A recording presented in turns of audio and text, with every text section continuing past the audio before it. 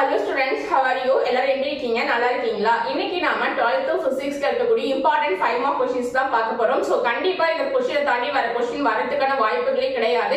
உங்களுக்கே தெரியும் குவார்ட்டர்லி எக்ஸாம்ல நான் கொடுத்த क्वेश्चंस அப்படியே வந்தது 5 மார்க்ல. குவார்ட்டர்லில மட்டும் கிடையாது. லாஸ்ட் இயர் பப்ளிக் எக்ஸாம்லயும் நான் கொடுத்த क्वेश्चंस எல்லாமே அப்படியே ரிப்பீட்டடா கேட்டிருந்தாங்க சரிங்களா?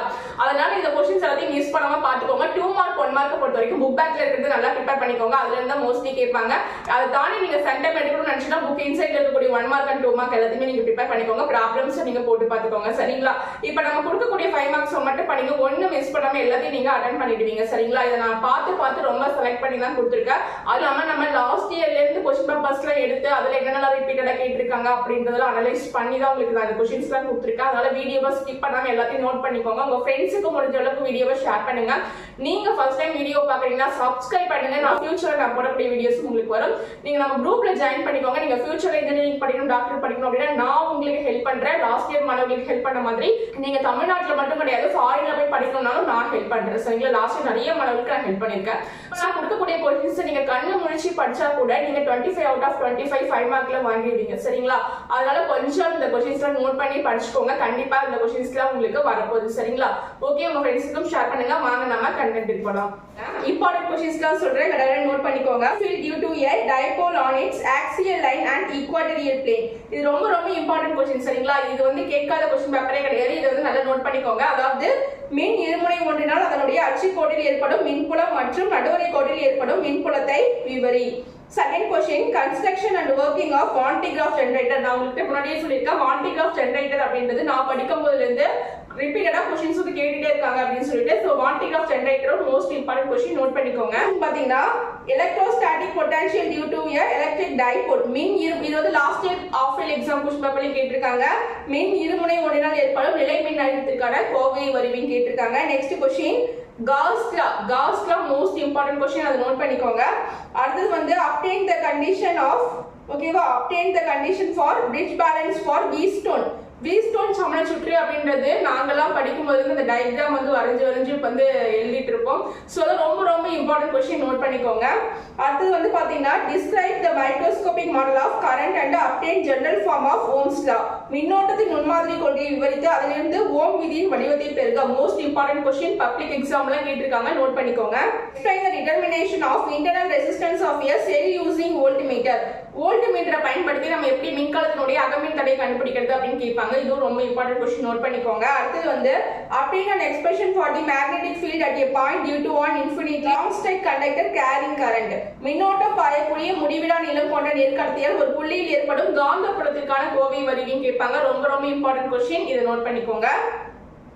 இந்த क्वेश्चन வந்து பாத்தீங்கன்னா இப்ப நான் சொல்லக்கூடிய இந்த क्वेश्चन வந்து லாஸ்ட் இயர் ஆஃப் ஃபெயில் எக்ஸாம்ல கேட்டிருக்கக்கூடிய ஒரு क्वेश्चन தான்.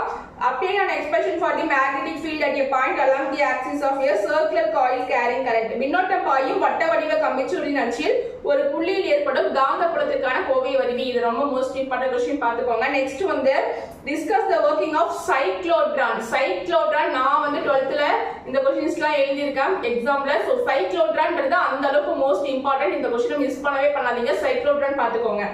நெக்ஸ்ட் வந்து பாத்தீங்கன்னா explain the principle of transformer. ஓகேவா, டிரான்ஸ்ஃபார்மர்ன்றது மோஸ்ட் இம்பார்ட்டன்ட். நான் கொடுக்கக்கூடிய எல்லாமே ரொம்ப செலக்டடா கொடுத்திருக்கேன். டிரான்ஸ்ஃபார்மர் நோட் பண்ணிக்கோங்க. Find the phase relationship between voltage and current in series RLC circuit. ஓகேவா, நான் முன்னாடியே சொல்லியிருந்தேன் இல்லையா, குவார்ட்டர்லி எக்ஸாம்லயே கொடுத்திருந்தேன் RLC சர்க்யூட். அது நல்லா நோட் பண்ணி படிச்சுக்கோங்க.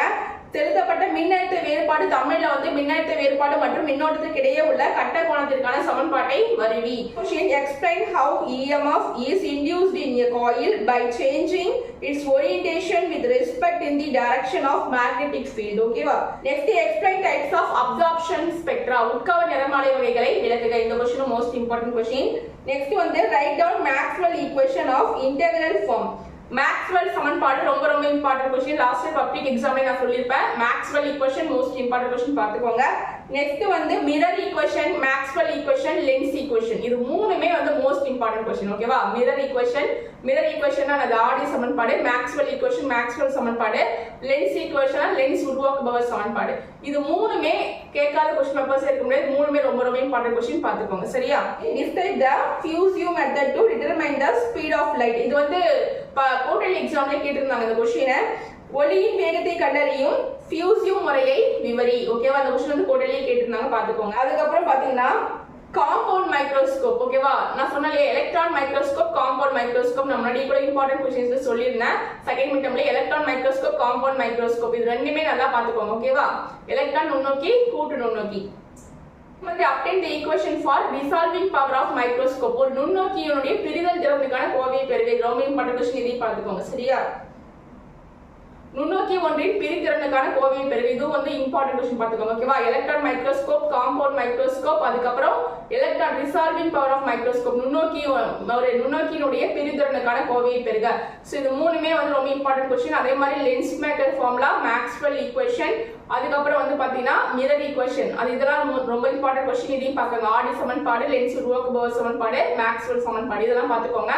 ஃபர்ஸ்ட் லெசன் பாக்கும்போது உங்களுக்கு Gauss law, Van de Graaff generator, axial and equatorial plane இதெல்லாம் வந்து மோஸ்ட் இம்பார்ட்டன்ட் क्वेश्चन. அதே மாதிரி electrostatic potential due to an electric dipole, அதாவது மின் இருமுனை ஒன்றினால் நிலைமின் அழுத்தத்திற்கான கோவை. இது வந்து ரொம்ப இம்பார்ட்டன்ட் क्वेश्चन பாத்துக்கோங்க. செகண்ட் லெசன் பொறுத்தவரைக்கும் ஓம்ஸ் லா, அதுக்கப்புறம் என்ன சொல்லிருந்தேன், அந்த சீரியஸ் சர்க்யூட், பேரலல் சர்க்யூட் இந்த क्वेश्चन பாத்துக்கோங்க.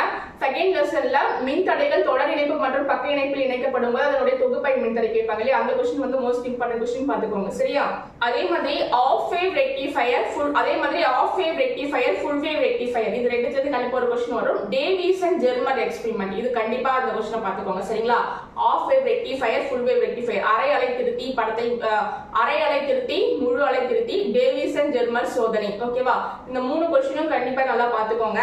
டிகே, அதாவது கதிரியக்க ரேடியோ ஆக்டிவிட்டி டிகே, அதாவது கதிரியக்க சிதைவு விதியை விளக்குகன்னு ஒரு क्वेश्चन கேட்பாங்க. அது மோஸ்ட் இம்பார்ட்டன்ட் क्वेश्चन, அதையும் நல்லா பாத்துக்கோங்க. Electro magnetic wave properties. ஓகேவா, மின்காந்த அலைகளினுடைய பண்புகள், ப்ராப்பர்ட்டிஸ் பேஸ் பண்ணி ஒரு क्वेश्चन கேட்பாங்க. சோ மின்காந்த அலைகளினுடைய பண்புகள் அந்த क्वेश्चन வந்து நோட் பண்ணிக்கோங்க.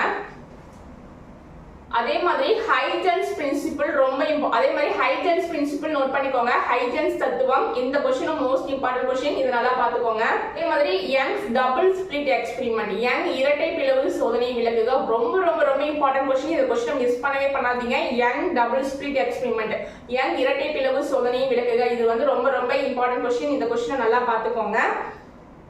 ஐன்ஸ்டீன் போட்டோ எலக்ட்ரிக் ஈக்குவேஷன், ஐன்ஸ்டீனுடைய ஒளிமின் விளைவு சமன்பாட்டை விளக்குக. இது வந்து ரொம்ப ரொம்ப இம்பார்ட்டன்ட் क्वेश्चन, இதுவுமே நீங்க பாத்துக்க வேண்டிய क्वेश्चन தான். ஓகேவா, Einstein photo electric equation, Einstein ஒளிமின் விளைவு சமன்பாடு. ஓகேவா, அதே மாதிரி மின்னழுத்தமானியை பயன்படுத்தி இரண்டு மின்கலங்களின் மின்னியக்கு விசைகள் எவ்வாறு ஒப்பிடப்படுகின்றன அப்படின்னு கேட்பாங்க. அதாவது வந்து பாத்தீங்கன்னா மின்னழுத்தமானி பொட்டன்ஷியோமீட்டர் யூஸ் பண்ணி எப்படி ரெண்டு பேட்டரியோடைய அந்த EMF அப்படின்றத வந்து நம்ம கம்பேர் பண்றோம் அப்படின்றத கேட்பாங்க. சரிங்களா, அதை நோட் பண்ணிக்கோங்க. அது காந்தப்புலத்தை சார்ந்து கம்பிச்சுருளினுடைய திசை அமைப்பை மாற்றுவதன் மூலம் தூண்டப்பட்ட மின்னியக்கு விசையை பற்றி விவரி அப்படின்னு சொல்லி கேட்பாங்க. சோ இந்த क्वेश्चन வந்து இங்கிலீஷ்ல ஆல்ரெடி முன்னாடியே சொல்லிட்டேன். சோ இந்த क्वेश्चंस எல்லாத்தையும் நீங்க நோட் பண்ணிக்கோங்க. கண்டிப்பா இதுல இருந்து தான் क्वेश्चंस வரும், அதனால நீங்க மிஸ் பண்ணாம பாருங்க. அதனால நீங்க மிஸ் பண்ணாம எல்லாத்தையும் பாத்துக்கோங்க. உங்க ஃப்ரெண்ட்ஸ்க்கும் வீடியோவை ஷேர் பண்ணுங்க. நீங்க ஃபர்ஸ்ட் டைம் பாக்குறீங்கன்னா சப்ஸ்கிரைப் பண்ணிட்டு நம்மளுடைய வாட்ஸ்அப் குரூப்ல ஜாயின் பண்ணிக்கோங்க. ஆல் தி பெஸ்ட், நல்ல எக்ஸாம் எழுதி முடிங்க. ஓகேவா, ஓகே பை. மீண்டும் அடுத்த ஒரு வீடியோவோட நான் உங்களை சந்திக்கிறேன்.